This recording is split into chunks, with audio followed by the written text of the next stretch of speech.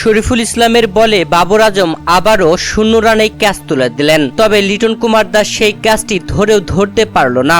এমন ক্যাচ কি কেউ মিস করে? যা করল লিটন দাস, বাবর আজমের ক্যাচ মিস করায় রেগে গেল শরীফুল ইসলাম। দর্শক, পাকিস্তান ও বাংলাদেশের মধ্যকার প্রথম টেস্টের শেষ দিনের খেলা চলছে, যেখানে ব্যাটিংয়ে পাকিস্তান।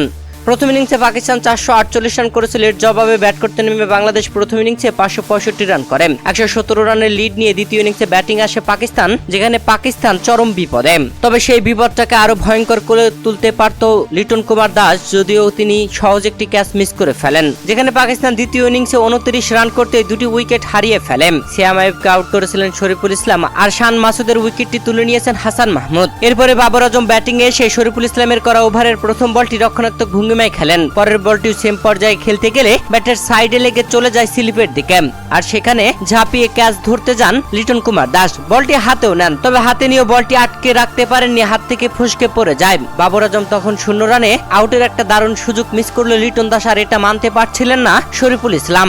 এ সময় শরীফুল ইসলামকে নিজের উপরেই চরম রাগান্বিত দেখা যায়, মাথায় হাত দেন শরীফুল ইসলাম। দর্শক, লিটন দাসের এমন সহজ ক্যাচ মিস করা আপনার কাছে কি মনে হয়? অবশ্যই কমেন্ট করে জানাবেন।